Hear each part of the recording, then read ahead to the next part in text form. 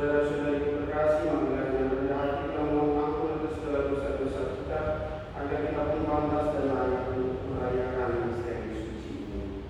Saya mengaku kepada Allah yang Maha Kuasa dan kepada saudara sekalian bahwa saya telah berdosa dengan pikiran dan perkataan, dengan perbuatan dan kelalaian.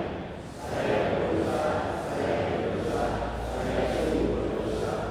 Oleh sebab itu saya memohon pada Santa Bapa Maria, pada Bapa dan Roh Kudus, dan kepada saudara sekalian, supaya mendoakan saya pada Allah Tuhan. Semoga yang Maha Kuasa menasihati kita, mengampuni dosa kita dan mengantar kita ke hidup yang kekal. Amin. Tuhan kasihilah kami. Tuhan kasihilah kami. Kristus kasihilah kami. Kristus kasihilah kami. Tuhan kasihilah kami. Tuhan kasihilah kami. Marilah doa.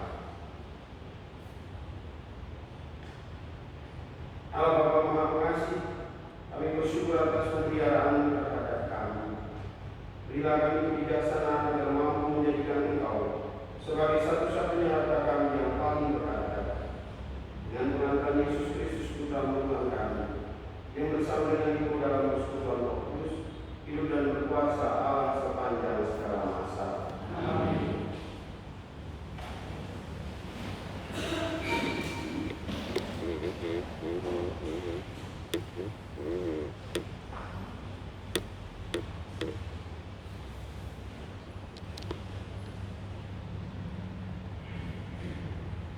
Bacaan dari surat kedua Rasul Paulus kepada jemaat di Korintus. Saudara-saudara, karena banyak orang bermegah-megah secara duniawi, aku tidak mau lemah. Jika orang lain berani membanggakan sesuatu, maka aku pun. Seperti orang bodoh katakan, berani juga. Mereka orang Ibrani, aku juga. Mereka orang Israel, aku juga. Mereka keturunan Abraham, aku juga. Mereka pelayan Kristus, aku berkata seperti orang gila, aku lebih lagi. Aku lebih banyak dari saya, lebih sering di dalam penjara, didera di luar batas, kerap kali dalam bahaya maut. 5 kali aku disesak orang Yahudi.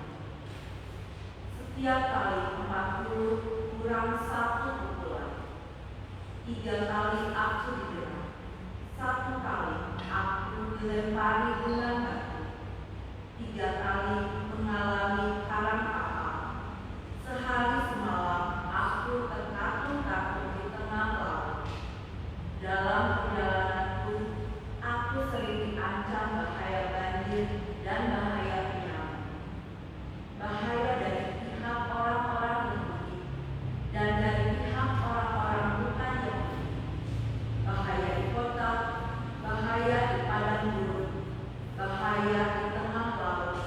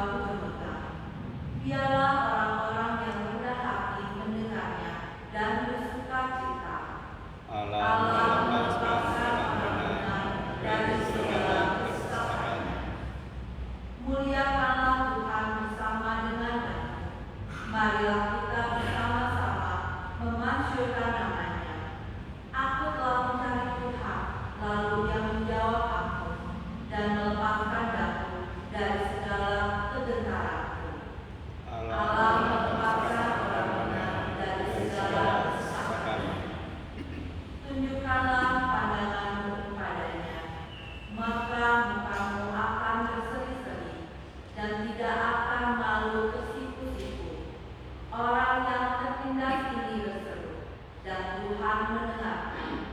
Ia menyelamatkan dia dari segala kesesakannya. Allah melepaskan orang benar dari segala kesesakannya.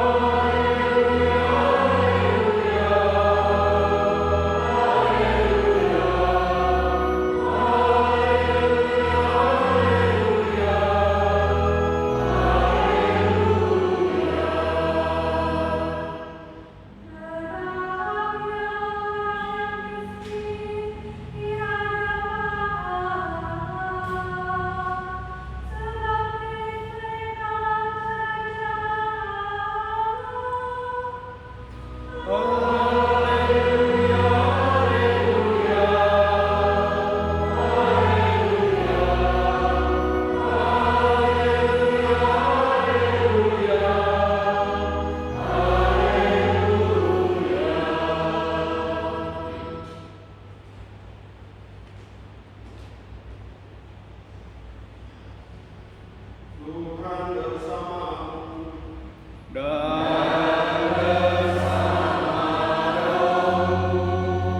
Injil suci Yesus Kristus menurut Matius.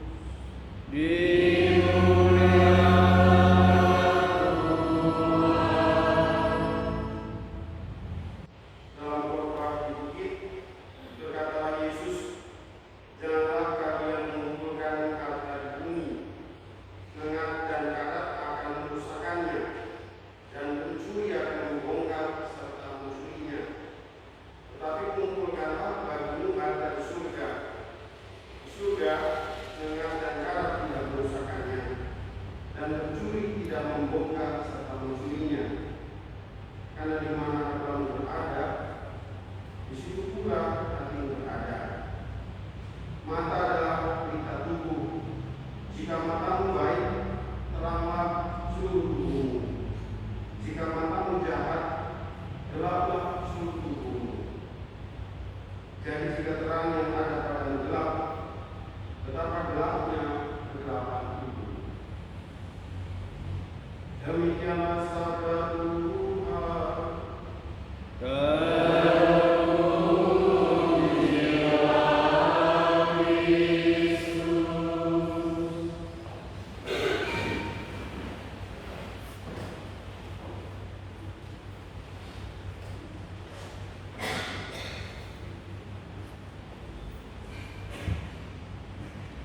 Bapak Ibu saudara-saudara terkasih, hari ini Injil yang kita renungkan dari Matius 6 ayat 23 sampai 12 sampai 23 berkisah tentang khotbah di bukit, ajaran-ajaran ideologis dari Tuhan Yesus tentang kerajaan Allah dan bagaimana kita mensikapi kebenaran Tuhan dalam hidup kita sehari-hari. Seorang ilmuwan evolusi karena belajar di Malaysia UCD yang bernama Charles Darwin yang mengeluarkan teori bahwa mengapa ini satu frase survival of the fittest. Kenapa manusia itu makhluk yang bisa terus bertahan? Dia bukan dinosaurus, badannya kelebihan, artinya hilang keberadaan. Jadi yang badannya gede-gede, dia tidak hilang keberadaan. Tapi kalau kita renungkan, rupanya yang bertahan adalah manusia karena rahmat, ada insting. Ia memiliki sikap untuk bisa mempertahankan dirinya dan keberadaan. Salah satunya dengan menjadikan hidupnya aman. Hidupnya bisa dibuat menyesuaikan terhadap tantangan dan juga katakan apa yang menjadi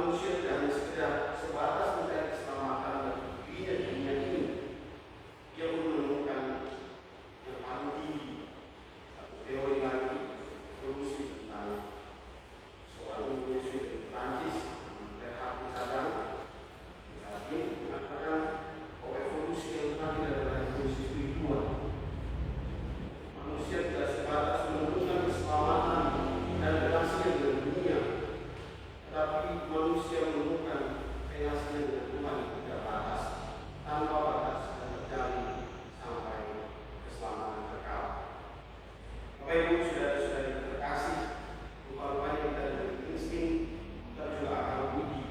Sebagai ciptaan, kita adalah makhluk yang paling mulia, milik cipta Allah.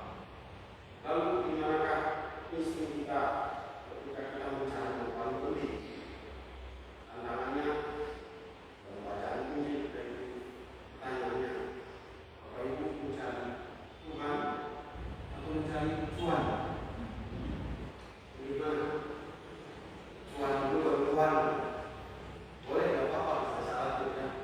Karena dikatakan, tetapi bukanlah bagimu harta di surga.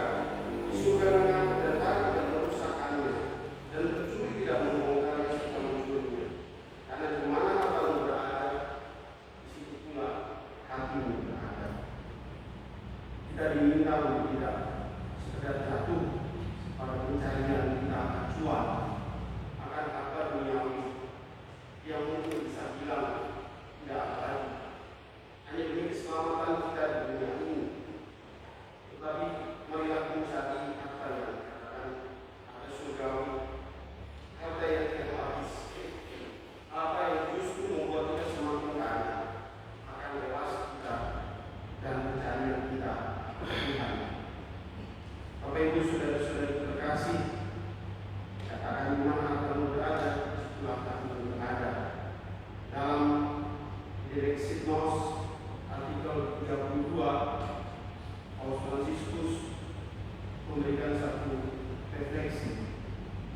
Saya ungkapkan di sini, hati Kristus yang melambangkan sumber terdalam dari kasih-Nya bagi kita adalah inti yang hidup dari watak awal Injil. Artinya adalah asal mula iman kita, sumber yang menyegarkan dan menghidupkan iman Kristiani. Apakah kita renungkan bahwa kita itu sungguh-sungguh mencari demi kesenangan hati kita, kepuasan hati kita, atau kita sungguh-sungguh mencari asal mula iman kita dalam Yesus, Karya yang Maha Kudus itu.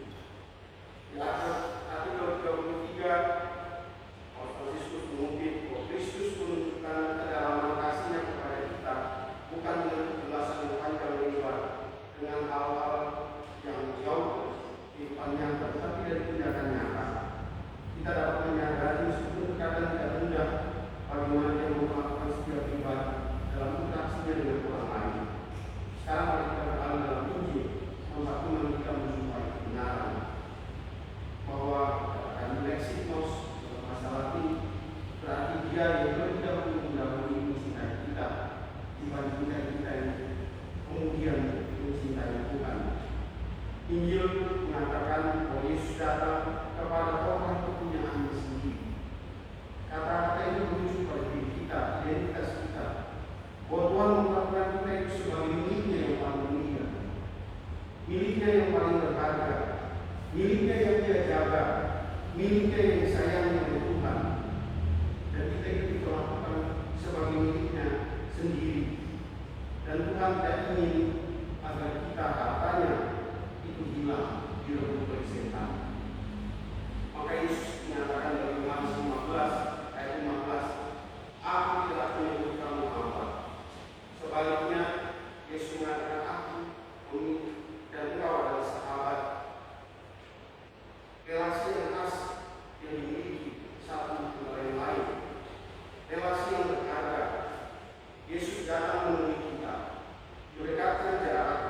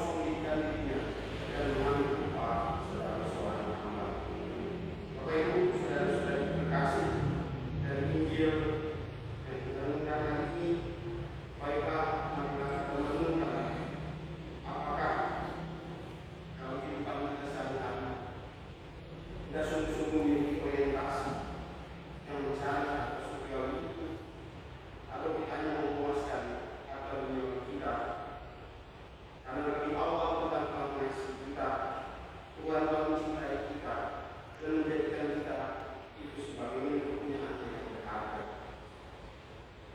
Apakah kita berani membalas dengan mengatakan dalam hati kita, Tuhan, Engkaulah milikku yang semata, tidak ada lain yang aku miliki selain Engkau. Dalam bacaan pertama, kita menemukan bagaimana Rasul Paulus mengungkapkan dengan kata-kata yang sangat indah. Jika ada orang yang bersambung, tidakkah hatiku hancur oleh cita. Jika aku bermegah, maka aku bermegah atas kelemahan. Rasul Paulus percaya bahwa bukan karena kesempurnaan hiduplah yang menjadikan dia berharga. Karena berkali-kali dia jatuh, berkali-kali dia cedera, berkali-kali dia mengalami kegagalan. Tetapi karena Tuhanlah hidupnya yang paling berharga.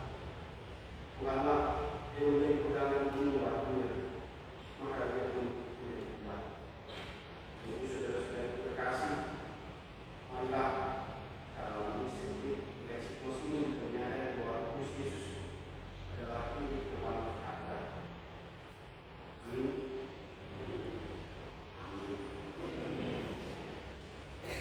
Marilah biarkan keberkahan kita akan terus mengalir di hari ini. Mana kamu berada, Tuhan pun berada. Sambungan ini sudah ya.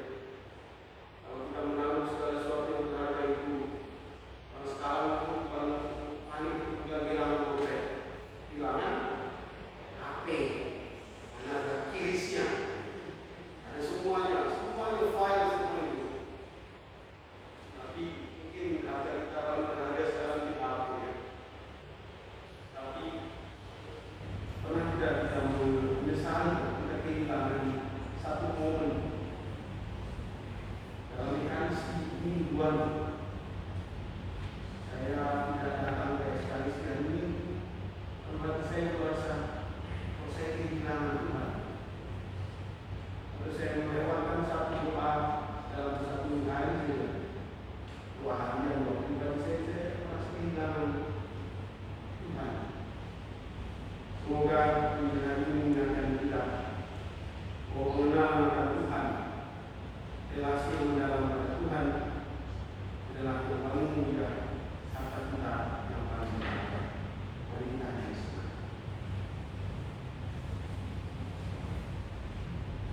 Allah Bapa di surga, kami bersyukur kepadamu karena mengutus putra Tuhan kami Yesus Kristus. Dia datang membawa Hatinya yang kudus, Hatinya yang direlakan untuk dikenal oleh kami seluruh umatnya. Semoga kami boleh mengisi hati kami dengan hati Yesus, Hatinya yang mulia, yang diserahkan dalam penderitaan, dalam kesedihan, dalam tetap memancarkan rahmat dan berkat bagi siapapun. Semoga harta kami, pengenalan kami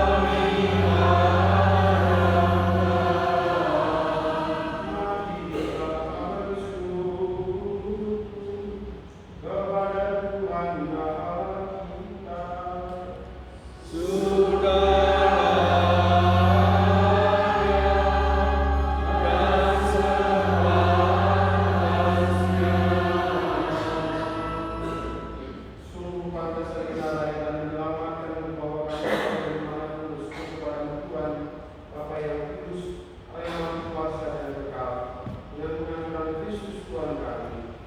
Wafatnya kami rayakan dengan kasih, kebangkitannya kami akui dengan iman yang hidup, kedatangannya dalam kemuliaan kami nantikan dengan harapan yang pasti.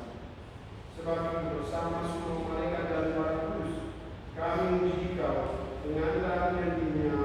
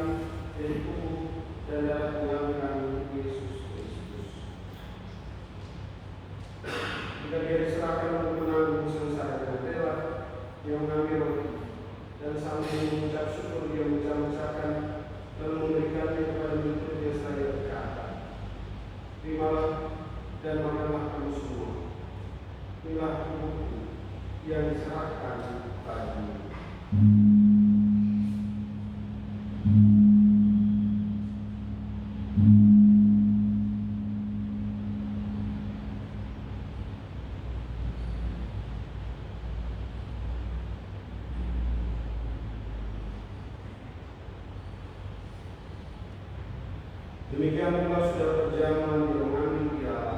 Setelah dia mengucap syukur kepada memberikannya kepada murid-muridnya seraya berkata, "Terimalah dan minumlah kamu semua. Inilah piala darah perjanjian baru dan kekal, yang ditumpahkan bagimu dan bagi semua orang yang mengampuni dosa. Lakukanlah ini sebagai kenangan akan kami."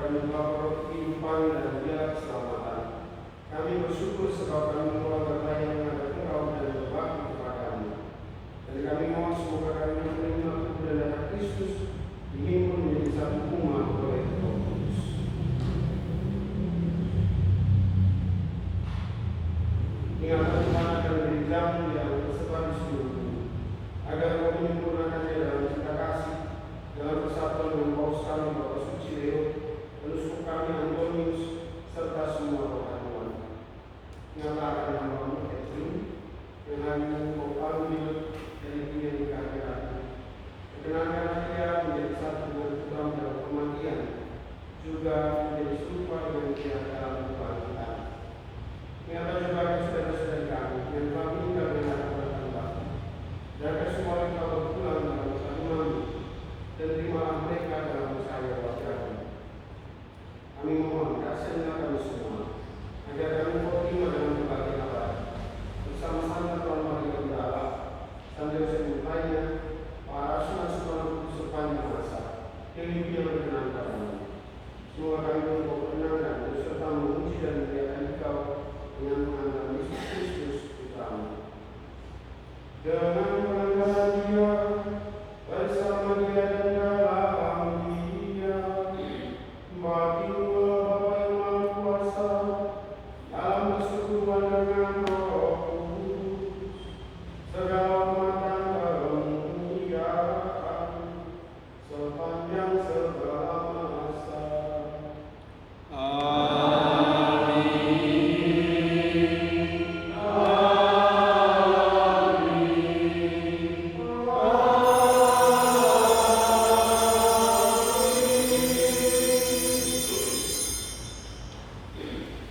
Atas penyelamat kita dan berjalan dunia kita berdoa.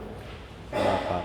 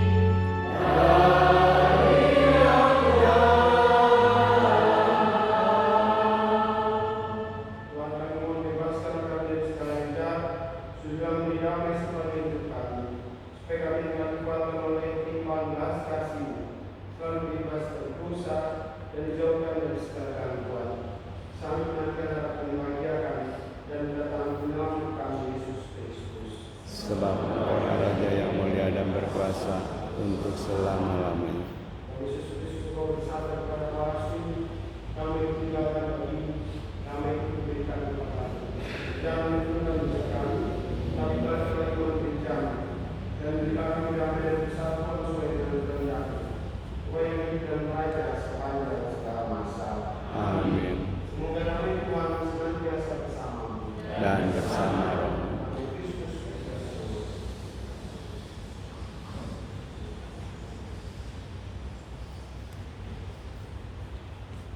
Anak domba Allah Yang menghapus dosa dunia, kasihanlah kami.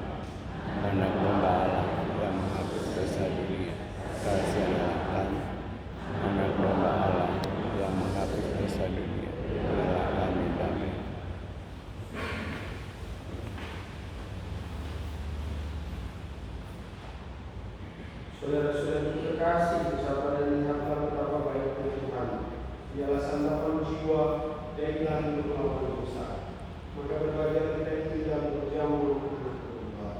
Tuhan, saya tidak pantas Engkau datang pada saya, tapi bersabdalah saja maka saya akan sembuh. Amin.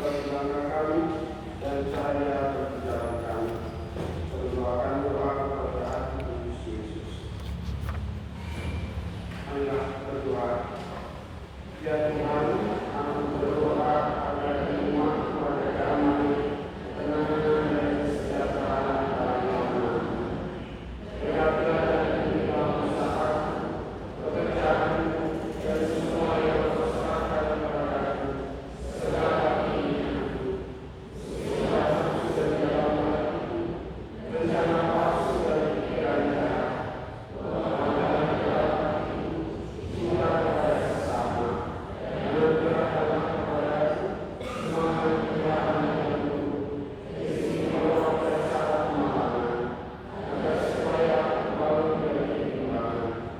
Ya Tuhan, berilah dan berilah hidupku dari ketergantungan dunia.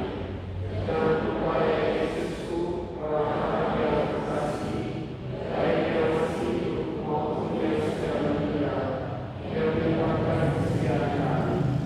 Dalam kami dihibur oleh ketaatan mereka waktu mereka masih hidup, sehingga Engkau akan menyerahkan mereka kepada maut.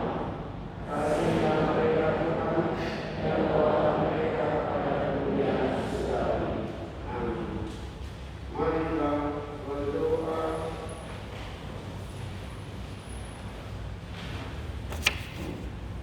Allah Bapa yang Maha Pengasih, kami bersyukur karena Engkau mengkirakan hati kami dengan santapan surgawi ini.